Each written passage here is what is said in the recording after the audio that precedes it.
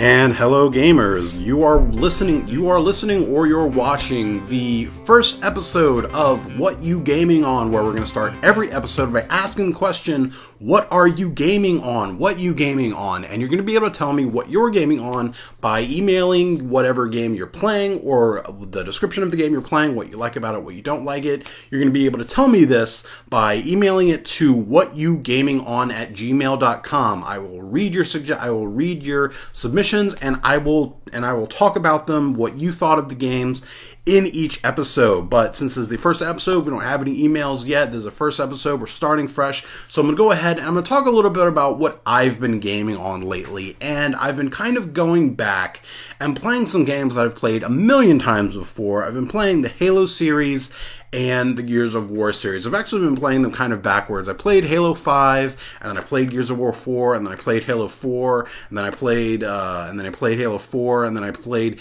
that's when I started on the Gears of War 1. I actually started with Gears of War Judgment, and then Gears of War Ultimate Edition, and then I go through the Gears of War trilogy, and then I plan to go back and go through the original Halo trilogy. I love both of these franchises. They're probably up there as some of my favorite game series, because they're just so, maybe classic's not the right word, or maybe not for Gears of War, but just so iconic for the Xbox, especially with Halo coming out right at the beginning of the original Xbox. It put Xbox on the map. It was one of the first games to come out for it, and it just raised the bar so high for first-person shooters of that time that that first-person shooters really had to step up and be as good or better than Halo, which, there are some games who accomplished that. And as time went on, Halo, games have gotten to the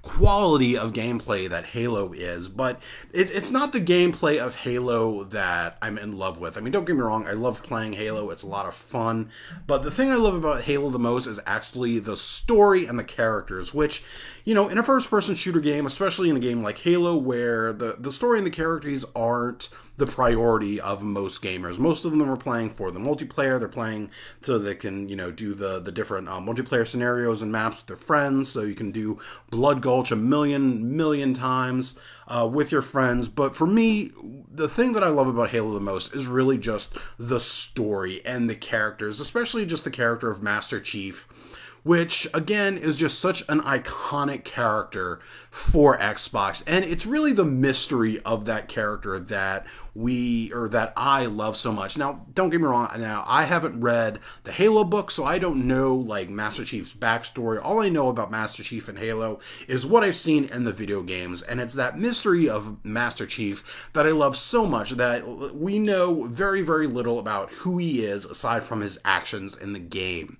And that mystery is kind of what lets you able to step into that character so easily, behind the armor, behind the facade of the big Spartan Master Chief. He could be anyone. He could be you. He could be me.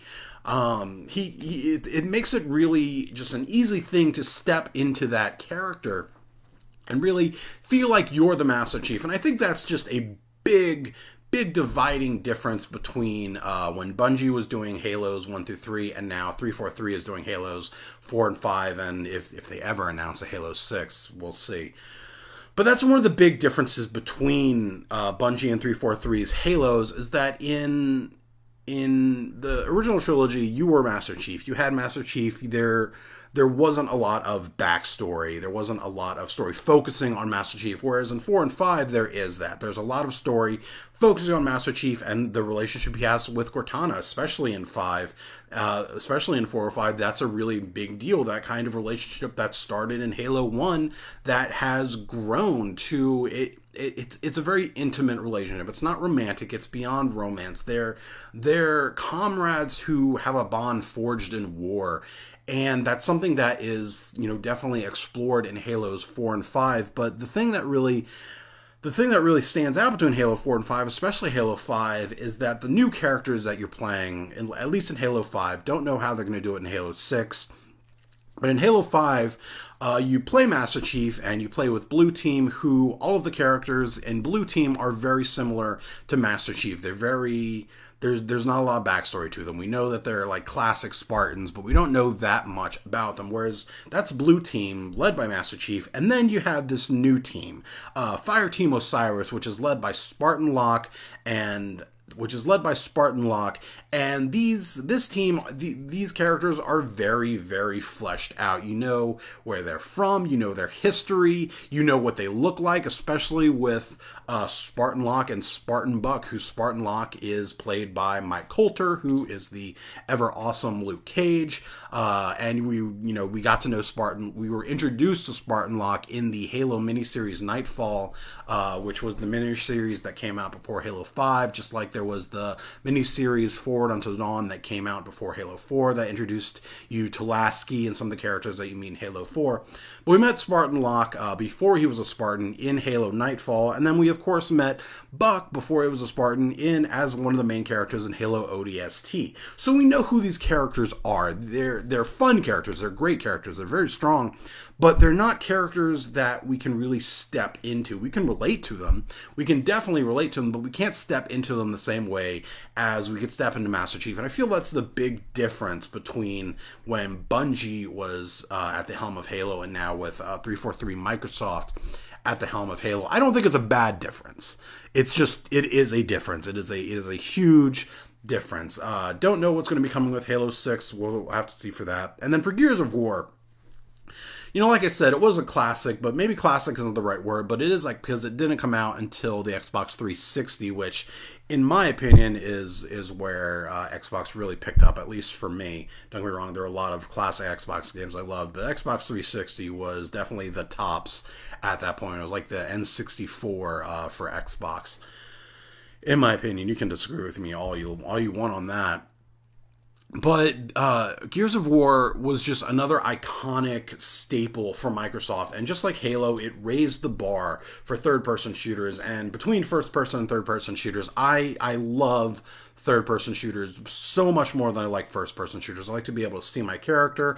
I like to be able to see, the outfit my character is wearing. Not that Gears of War is a customizable game unless you're playing the multiplayer, but even then you're basically just playing different skins of a character. You're not really customizing it. But in other games, in other third-person shooters, you can customize. But in Gears of War, you can't. But I like seeing my character. I like being able to see my character. I like being able to see what's around me. If something's coming behind me and I don't know it, I like to be able to see it before I have to turn around and fight it. That's just my own preference. There's nothing wrong with first-person shooters. I just love third-person shooters more. But Gears of War is such a strong series. And again, there's another game where the story campaign isn't the main focus of most players of the game. It's the multiplayer. It's the different matches that you can play with your friends, either horde mode or against each other. Luckily, Gears of War does have a strong co-op campaign mode, more so than Halo, where you actually get to play you're not just playing a second Master Chief. You're playing one of the other characters in the game. So, story is definitely more of an issue, more of a priority for the Gears of War franchise than for Halo. But it's this story that I love, and it tackles so many important issues like planet conservation, global warming, politics, how you treat soldiers and veterans. It covers all these things in such just a way that you can really... It really fleshes out these issues by putting them front and center in their story. Plus, let's admit it, the Lancer is just such a cool weapon with the chainsaw. It's so cool. So let's go ahead and get into some gaming news. So, speaking of character customization, there's a lot of customization coming into World of Warcraft as we get ready for World of Warcraft Battle for Azeroth. With the announcement of Battle for Azeroth, it was also announced that we were going to be getting some allied races, that these aren't necessarily quote-unquote brand new, never seen before races, or at least never played before races, but these are going to be new-ish races that are basically just other factions of pre-existing races that we're now going to get to play. And originally, when the game was announced, we were getting 6 of them, and those were Nightborn Elves, High Mountain Tauren, and Zandalari Trolls for the Horde, and then the Alliance were getting Dark Iron Dwarves, Void Elves, and then Lightforged Draenei.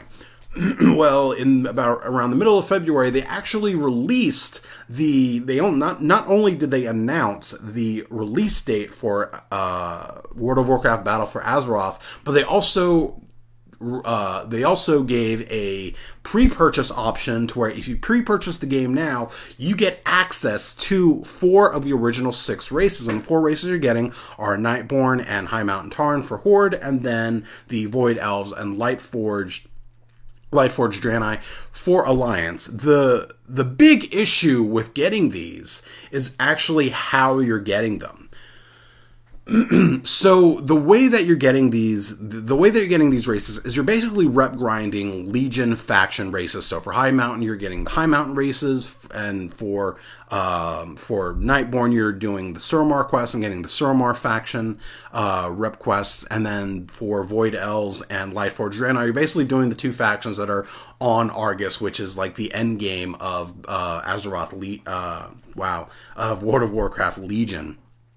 So there's a huge rep grind behind it, which if you're like me, you hadn't done it yet. Aside from the Nightborn, I had already done that because I wanted the armor, that the class armor that you get from the Suramar quest and from getting exalted with Nightborn. So I already had Nightborn from the get-go, but I had to do a lot of rep grinding for the other 3 races, and there's a lot of debate on how players feel about this rep grind. A lot of players feel that, they like the idea of rep grinding because you're having to work for these races. They aren't just something that they're giving you if you pay for it. Whereas other players are like, no, I paid for it. I want it. I don't want to have to work for it. I want it. They want instant gratification. I don't think either argument is wrong, but my own personal opinion is that I hate rep grinding. Oh my god, it is the least fun thing in World of Warcraft. And let me tell you, the 3 rep grinds to Exalted with these 3 different factions that I had to do were killer. It took the fun out of World of Warcraft for me, to the point that it was getting to the point that I didn't even want the races anymore. I didn't even want to play this game anymore that I'm paying $15 a month to play. I didn't want it anymore. I wanted it to go away. I wanted it to be done. But I eventually got it, and they're actually pretty cool. They do have, they're as cool as they are, they're essentially just reskins of currently playable races of dwarves and elves and Tauren and Draenei. They're basically just reskins with other cool options, but those options are pretty cool. Like, you get tattoos, you get, like, the Void Elves have, like, these like, shiny hair tentacle things. It's also kind of weird, but it's also really cool. So they're definitely really cool races, and then you basically have to level these races from 1 to 110 through pretty much the entire length of the World of Warcraft franchise to get their heritage armor, which that's the only way you can do it is by leveling them from 1 to 110. They're pretty cool. We've also found out that we're going to be getting, aside from the initial 6 that were announced at the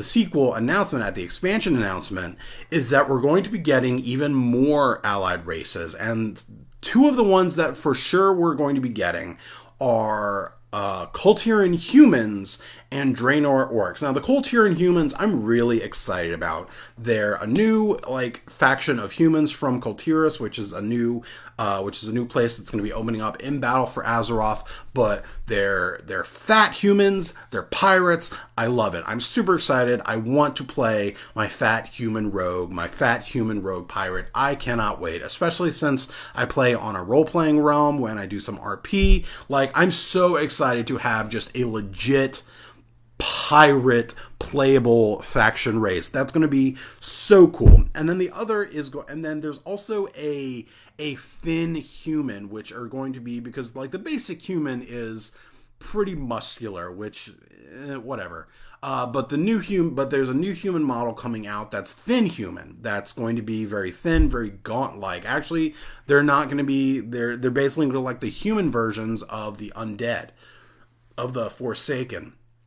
They're going to be very thin. They're going to be a little hunched over. I don't know if the thin humans are part of the Kulturian humans or if this is simply going to be a new customization option for humans, just like orcs are actually getting the new customization option where they're going to be straight backed instead of hunched over. Speaking of orcs, going to the other new allied race that we found out that we're going to be getting is Draenor orcs. Now, there's a big confusion. There's multiple confusions about these orcs. If one, they're going to be Draenor orcs from the alternate universe or alternate timeline of Warlords of Draenor, or if these orcs are going to be the Mag'har orcs from Burning Crusade. In my opinion, both of those orcs are pretty much the same, aside from just coming from different timelines. Like, the Mag'har orcs are basically just the uncorrupted orcs from the initial orc corruption that happens at the very beginning of the Warcraft timeline. And then the orcs that we're getting in Draenor are essentially the uncorrupted orcs, because even though the timeline was different and different things happened, they did get some corrupted orcs, which I thought the corrupted orcs in Warlords of Draenor looked so cool. I would love to get that skin for an orc, just like I'd love to get the Fell Totem skin for High Mountain Tarn, but we're probably never going to get that, even though it looks so cool. But I'm pretty sure that the actual specific orcs that we're getting are going to be quote-unquote Draenor orcs, especially since the like home base for these orcs, as we've seen, is actually, I'm pretty sure it's Gorgrond, which is an area in Warlords of Draenor, which you could argue that Gorgrond is also technically an area in Burning Crusade, as the Burning Crusade map and the Warlords of Draenor map were pretty much the same map, just different because it was a different timeline, but the areas were still pretty much the same, just affected differently as from events of the different timelines. So I'm pretty sure they're going to be specifically orcs from Warlords of Draenor. And they're getting a lot of customization options with these, since they're basically going to be orcs that are going to be representing the different tribes or different clans of orcs from Draenor. I'm super excited to make my, you can make a Blackrock orc. I'm super excited to make my Warsong orc. Very excited about these. But the other confusion is which faction is going to be getting Draenor orcs. The obvious faction that would be getting them is Horde, but there's some quote-unquote evidence that people are finding that leads them to believe that the Draenor orcs are actually going to be given to the Alliance, as they've data mined some dialogue and some information that leads them to believe that some orcs are going to be splitting off from the Horde and joining the Alliance. Personally, I think that's insane. I don't think any orc would want to join the Alliance, or even the Alliance would allow orcs to join the Alliance. There is so much so much bad blood between orcs and humans. I don't think that's something that we would ever see happen. But their theories are there.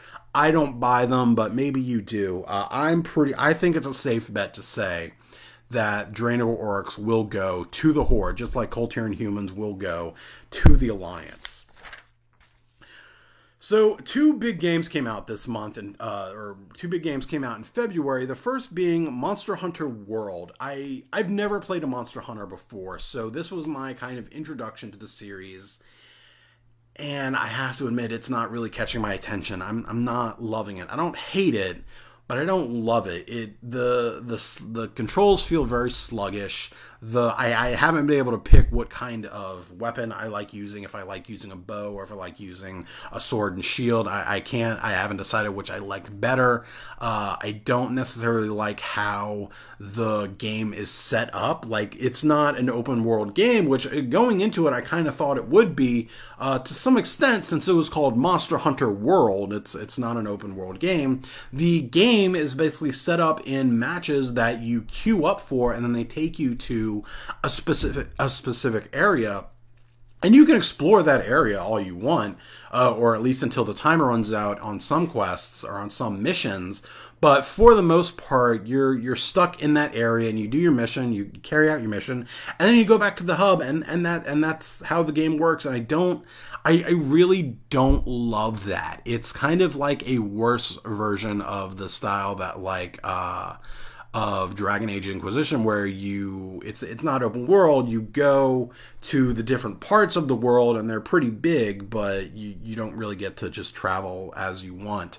I don't like it. I don't like how that game is set up, and I'm kind of honestly disappointed in it. Also, you can't jump in this game; you just automatically climb. It's a new experience. It's definitely a new experience. I don't hate it, but I don't necessarily love it. And maybe playing it some more, I'll get used to it and start to like it a bit more. But it's definitely not. It's not a game that I'm immediately really into. The other game that came out isn't actually new. It's a remaster of a critically acclaimed game, Shadow of Colossus. And this is a game that for a billion years, or for at least the years that the original game came out on the PlayStation 2, I have heard nothing but good things about Shadow of Colossus. Let me rephrase that. I have heard nothing except that the Shadow of Colossus is a good game. I've never actually heard about what kind of game it is, what makes it a good game, what the story is. I've just heard over and over that Shadow of Colossus was such a good game. So I bought it, and so far I find myself really bored. It's a very slow game. It's a very slow game. It's also a very strange game, and there's no combat or anything except when you're fighting the Colossus. Honestly, the game feels like an old Legend of Zelda game without the rest of Zelda. It's just Legend of Zelda boss fights. Because that's where the combat and where the actual gameplay comes in. I mean, you get some climbing, you get some horseback riding, and some, traveling to the different colossuses. But the bulk of the gameplay is when you're fighting the different colossuses. I'm not loving it. It's another game where it's very slow moving, and I don't like those kinds of games. I'm finding myself being very bored by it. So I definitely see the merit in it. I can definitely see how someone would enjoy this game. I just don't think it's the kind of game I would personally enjoy. Hopefully, as I play more of it, I'll start to really get into it and ultimately enjoy the experience, but it hasn't happened yet. We got a story trailer for the new God of War game, which this is a game I've been so excited for. I love the God of War trilogy. I love the ancient Greece mythos. And now I love that it's going into more like Norse mythology and this new, Kratos isn't using the Chaos Blades. He's using this like really badass looking axe. And Kratos just looks so cool. Kratos just looks so cool. But anyway, we got the story trailer for God of War, and what we can tell from it is that Kratos and his son are taking Kratos' wife, his son's mother's ashes, to the highest mountaintop to be spread. That was like her last wish, is that's where she wants her ashes spread. So they're on this journey to do this. We also find out that Kratos is not of, quote unquote, not of this realm. So I guess that means that this isn't exactly the world as we know it. This isn't exactly, he wasn't in ancient Greece, which you can point on a map of the world. Ancient Greece was a realm, a kind of realm, and now this Norse mythological setting that we're going to be going to is also another realm, and Kratos is not from there. He's traveled there somehow. And it also talks about that he's trying to teach his son both how to control his rage, since he's the God of War's son, and he's also a demigod, how to control that rage, and also teach him that there are consequences to killing a god, which Kratos, more than anyone, Kratos would have learned that lesson, especially in the events of God of War 3, where we thought he basically destroyed the world because the gods were what was keeping the world together, or at least for ancient Greece. But now it looks like he just destroyed that realm, and now he's in Norse mythology, and maybe he's going to try to not destroy that realm, not to step on any butterflies that will then cause a thing that's going to end up destroying the Norse mythological realm. I'm really excited about this. Like I said, I love Norse mythology, just like I loved Greek mythology. I love the character of Kratos, especially this very old, very weathered, very wizened Kratos that we seem to be getting. I'm very looking forward to seeing it. So Sea of Thieves has been getting a lot of beta testing as we get closer and closer to its launch at the end of March. And I've played it a little bit, and every time I've played it, it's made me not want to play the next beta test because I want to wait until this game is fully launched and fully finished. Because every time I've played it, I felt I felt aimless. Which I completely understand that exploration is a big part of this game, and kind of doing what you want is a big part of this game. But it was to the point where I had no idea what I had to do, what I was supposed to do. There was no tutorial to tell you how to sail a ship or what items you had or what the items did. It was very, like, the beta testing at least was very just go. Just here's the game, go, figure it out on your own. So I'm hoping that the game actually has more quests involved and more of at least a little bit of a starting direction, so I actually know what it is I'm supposed to be doing or what I should be doing in Sea of Thieves. Because I had I had no idea where I was supposed to go. I had no idea what I was supposed to be doing, what I was supposed to be fighting. Should I be fighting other players? Should I be looking for the skeletons on islands to fight? I had no idea how to sail my ship. I learned that the hard way. My ship, every time I've played it, my ship sinks very fast. But I'm also playing by myself, and I understand that, like, a big part of Sea of Thieves is that you're playing with your friends, which I don't have any friends, so I'm screwed. But luckily, you can play the game on your own. You can have a very small ship that's going to get you from point A to point B and gives you, like, 2 cannons, and that's it. The game, it's not a bad game. From what I've seen in the beta testing, it's not a bad game. It's accomplishing what it set out to accomplish, and that was to give a very playful pirate experience of exploration, of working together to crew a ship and find a buried treasure and have combat and have, like, naval combat a little more realistically than you would get in Assassin's Creed Black Flag. It's accomplishing those goals. It's just I don't know what I was supposed to be doing. So hopefully when the actual game is launched at the end of March, that kind of minimal direction will come with it, and I'll actually know what it is I'm supposed to be doing. I also don't love that it's a first-person shooter. Like I've said before, I definitely prefer third-person shooters, especially in games where my character is customizable. Like Destiny and now like Sea of Thieves, your character is customizable. You can have a hook hand, you can wear an eye patch, you can, like, change what your character is wearing. I want to be able to see that when I'm playing the game. I don't want to just have first-person view and just see what my character is wearing in the menu screen, but be able to see what other characters are wearing. I want to see my character, what my character is wearing. And I really don't like first-person shooters when there's a large melee component to it, because every first-person shooter that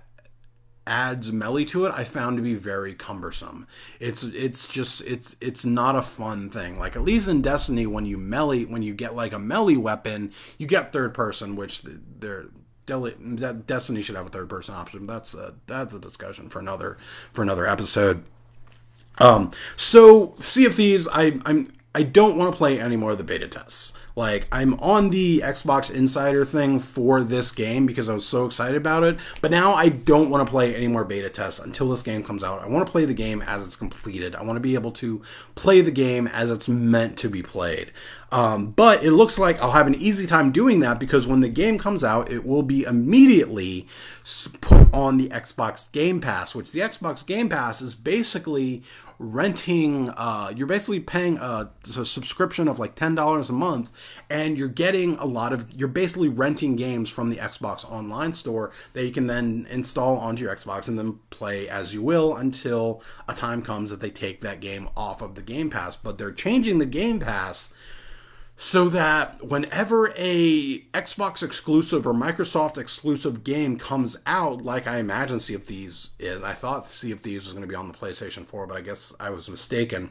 Whenever a like specific a Xbox exclusive title comes out, like Sea of Thieves, as far as I understand it, or future titles of Gears of War or Halo, whenever they come out from day one, from their launch, they will be a part of the Xbox Game Pass. So whenever these games come out, if I'm paying my $10 a month for the Xbox Game Pass, I'll be able to play this game without doling out $60 of a one-time $60 thing. That definitely benefits me, since I don't actually like buying physical copies of games anymore. I like doing digital games. So this works pretty well for me, although at the same time I don't like the idea that if I don't pay my Game Pass this month, I won't be able to play the games, which is pretty much how the Xbox Live Gold thing works, where if you don't pay Xbox Gold that month, you don't get to play any of the games you got from the Xbox Gold. So I don't love that. I like the idea of owning the game, and if I decide that I don't want to pay it this month, I can still play the game that I own. But still, it's a pretty good deal. It's such a good deal that a lot of game stores feel that the Game Pass is going to put them out of business, that they're not going to be able to compete with that, and I kind of see their point. I mean, on the one hand, I definitely believe in competition. I definitely believe in competition between retailers, that if one retailer comes out with something that's going to be really good for them and take away business from another, it's definitely the other retailer's job to come up with the next big thing, to come up with a thing that, that inspires that kind of competition. And I feel like I'm a strong believer in that. But on the other hand, that the new Xbox Game Pass, the way that's working, that's a really good deal. Like, that's a really good deal. That you're getting all these games just for $10 a month instead of a one-time $60 purchase. And even if you want to purchase this game, if you have the Game Pass and you want to purchase it, you get it at a reduced rate. So it is a really good deal. And personally, I don't know how stores are going to be able to beat that.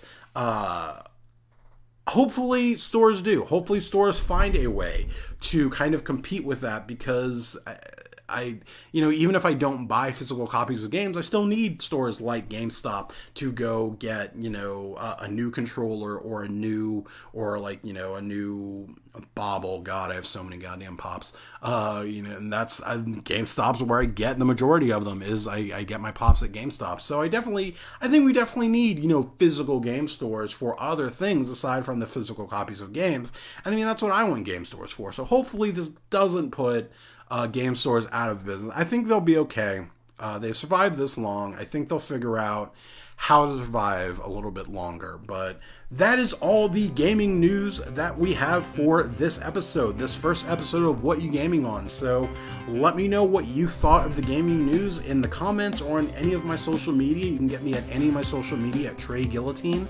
You can also check out game reviews that I do sporadically at www.treyguillotine.com. And most importantly, let me know what you're gaming on. So let me know what you're gaming on at whatyougamingon@gmail.com. Tell me what you like about the game you're playing, what you don't like about the game you're playing. Hell, tell me about the game you wish you were playing and why you wish you were playing it. Let me know all of these things at whatyougamingon@gmail.com, and check back later for the next episode of What You Gaming On. Keep gaming, gamers.